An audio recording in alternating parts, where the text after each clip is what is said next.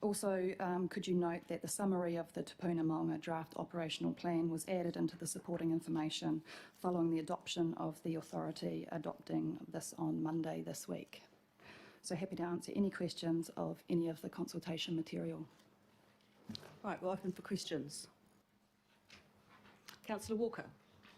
Just for clarity, Madam Chair, I raised a few very minor changes. I'm assuming they've been incorporated. I haven't had a chance to look at the... My understanding, Councillor, is all the changes that you've requested have been incorporated. Wonderful, that's great.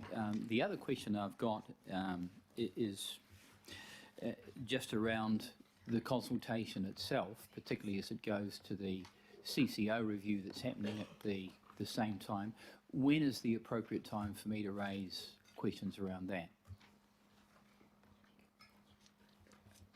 Ross? It's the third item on the agenda. Item 9 talks about the consultation So we're just process. doing the material at the moment. Okay, thank you. Thanks. Councillor Fletcher. Thank you, Madam Chair.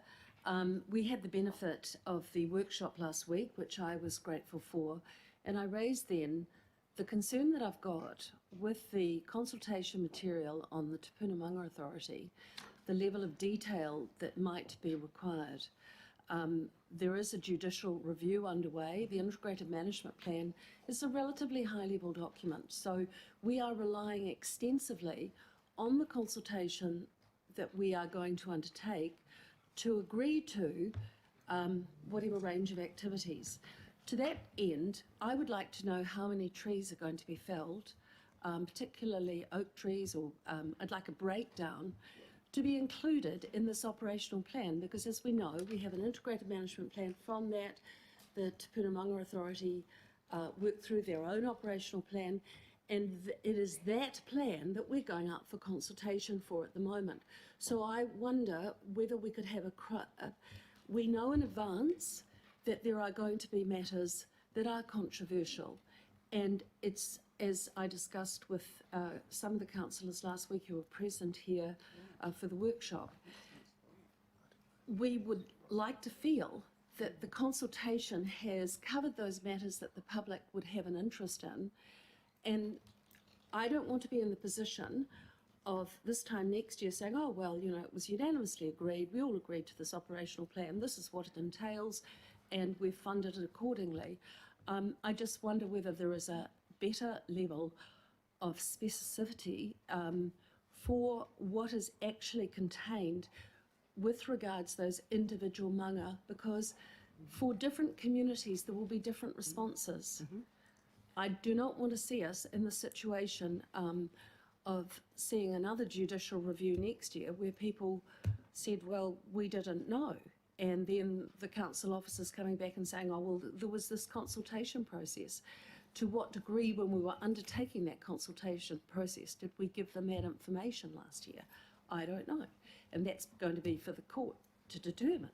But I want to know today, and I believe I have a responsibility as a decision maker sitting around this council table, I want more detailed information on the operational plan to be included in this consultation, in order for it to have integrity and in order for it to satisfy what I believe is the intention of genuine consultation. I don't believe there are any other further questions. Oh, sorry, Councillor Newman. Yeah, thank you, Chair, and I'm comfortable with supporting Councillor Fletcher's request, but can I just understand in relation to key steps for the annual budget? I'm just looking at the table, para 20, the for key steps, and I've also tried to have a quick look through at item 9. What is the date for the discussion or the presentation of submissions and feedbacks from key stakeholders? It's not obvious to me where it is. Are you referring to the Have Your Say event? No. So Regional all regional feedback will be presented on the 29th of April. So on the first part of the day, the tupuna maunga will come in and you'll jointly hear the tupuna maunga feedback, and then it'll just go into finance and performance where you'll hear all of the regional feedback, including the regional stakeholders' feedback. How many hours does that set aside? Because that's quite a long list, and I'm not quite. I mean, how long are we giving these key stakeholders to present on these key regional questions? So the regional stakeholder event is planned for the 11th of March, and I believe there's 4 hours allocated to this. I would need to double check the date of the 29th of April, but that's a summary of all of the feedback. Chair, I don't think this needs to be resolved now, but it's important that, and look, I've got some issue with key stakeholders anyway, but that if we're having a key stakeholders event, these people are not coming in for a 5-minute presentation plus 2 questions. This needs to be, we need to be providing sufficient time for all of those parties that wish to present on the budget and the propositions contained therein, to be able to do so in a way where it's not a rushed exercise. That is the closest occasion that we will come to, apart from the feedback from the Tupuna Maunga Authority, where we will actually have a sort of pseudo hearing. So I think that we do need to ensure that there is sufficient time for all of those stakeholders. I think that's reasonable. There's about 15 minutes I think we have for everybody. 27, 4 hours, give or take. So Some will take more, some will. The date is what? The dates are what? The 11th of March. All right, Councillor? And the one other comment, I guess, is that are we going to, are these key stakeholders, are we foreshadowing with them the opportunity for them to provide information and submission documents which will be circulated to councillors in advance of that? We can request, but we can't enforce. Yes. All right, Councillor, we can do it actually, more or less. Any other, no further questions, so I'll offer comments. Any comments? Right, then I will then move. Item 7, do I have a seconder? Deputy Chair, all those favour say aye. Aye. Against? No. Noted, 1 against. Councillor Fletcher. If not, there are no petitions. Public input. There were 4 requests for public input, all to do with the trees on Owaraka, and after advice, they were declined under section Standing Order 7.7.4b, as there's a separate consultation process attached to this matter through the annual budget process, and that will be a discussion that we'll have into the next item to go through what that process is. But I think that it's important that we observe our standing orders and follow them, and those requests were declined. Local, Councillor Casey. May we know who asked to speak, please? Yes, certainly. There were 4 requests. Lisa Praga, Suala Wilson, Gail Baldock and Shirley Waru. We come to the first substantive item, which is item number 8, the adoption of the draft Tupuna Maunga Otamaki Makaurau Authority Operational Plan and Summary, and Paul Majuri, the chairperson of the Tupuna Maunga Authority. And Paul, can I thank you very much that you've actually made the effort to be here today on crutches, when I know that there was a misunderstanding of timing and you had a doctor's appointment. So my grateful thanks for changing that arrangement at short notice and for being here to deal with any questions. The motion on the screen been moved by Al Filipina, seconded by Linda Cooper. What I'd like to do to begin with is, apropos the declining of the requests for public input, to ask Phil Wilson just to take us through the process that we now follow, which is today we're being called upon to agree to this paper, this plan going forward for consultation. but it's a consultation process that I think is most important. Normally this matter would go through, this is my fourth chance to watch it go through, and there's no controversy. This year there is obviously an issue that is controversial in some sections of the public, and it's important that the public knows that they have the opportunity to have proper input to express their views on the operational plan. And that involves, as I understand it, and Phil will outline in more detail, a formal process by the Maunga Authority to ask for submissions, to hold formal hearings, and having done that, to bring that feedback back to the governing body, where there'll be a joint governing body meeting. Actually, I think it'll be Finance and Performance, Councillor Simpson, jointly chaired by yourself and the chair of the Tupuna Maunga Authority, where we go through that feedback and we can have discussions on what that feedback says and whether that requires any change in the operational plan. But I think it's important that everybody understands that this process is in place and will be followed. So Phil, if I can just ask you to talk to that, please. Thank you, Your Worship. So just to recap, the Tupuna Maunga Authority's a creature of statute.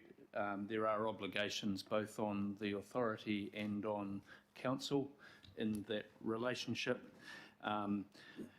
There has to be an annual operational plan that's before you today in draft for consideration. I'd make the point that it's year 3 of the LTP, and the budget requirement and the detail in it's consistent with the past 2 years.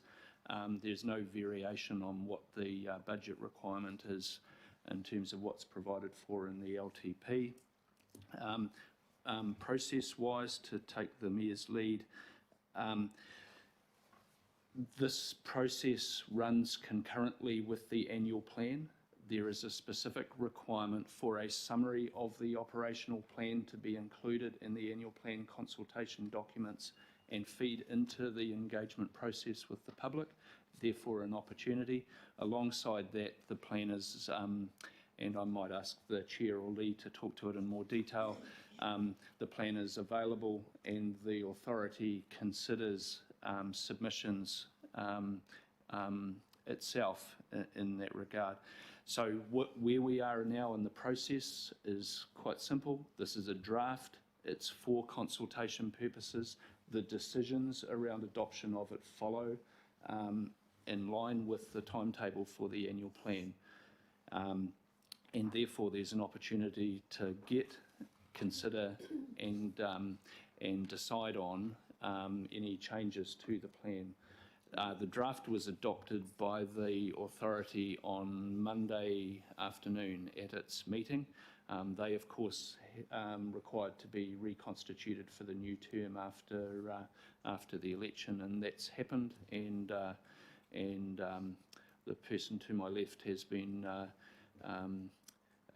reinstated as chair of the authority, and the membership is now in place. It wasn't possible, obviously, before that could happen to adopt the draft. So that's why it's adopted on Monday and with you today. And so, as the Mayor has touched on, since the establishment of the authority and working within the fiscal envelope of the LTPs that we've been working to each year, we have undertaken the respective statutory process, both for the Tupuna Maunga Authority working alongside Auckland Council. And important to note, as Phil has touched on, the Tupuna Maunga Authority is a separate statutory authority, independent of Auckland Council. So it's not a subsidiary or a council-controlled entity. It has its own mana and its own existence. And so in terms of me being here today, it's to talk to the mahi of the authority. We're not here to justify ourselves or explain ourselves, but work collaboratively and constructively with Auckland Council as we have been over the years that we've been in existence. Turning then to the process, and as Phil confirmed, the authority has approved the draft plan, and that's the matter before Council for its part today. And so, the authority having done that, that matter is now completed, and it's now the case for Auckland Council to make its decision today. As to the consultation process, the process we've followed year in, year out is, as has been discussed, we have a formal submission process and hearings. And so every year we've held hearings, and those have included members of the public, friends of Maungawhau, for example. Following the experience of Takarunga Mount Victoria, we had folk over in Devonport turning up for submissions to give their views on some of the pedestrianisation projects. So we've had a good and wide-ranging participation by the public. In addition to that formal process, we hold, as we have every year, a number of Maunga by Maunga events. Love You Maunga is an example. That's not the only one. Where, in terms of where we've been over the many years, of which Maungari is the most recent example, we'll have with our management team, public information tents and answering questions. So that's in addition to that formal process. And has also been discussed, following the submission process, the authority for its part considers what it's received by way of have you say, and formally considers those matters. And that's what council does in itself as well. And then, as required by our legislation, we're to meet with and jointly approve with Auckland Council the outcome of that process. So the merits are going to be considered through the engagement process, consultation process, and once we receive that feedback, we make the decision, and that's what we've done every year to date, and that's what we're going to do this year. So we're looking forward to that. Now is not the time to be talking merits, and so far as the plan, as I say, the authority for its part's done its job. I'm looking forward now for council to do its part.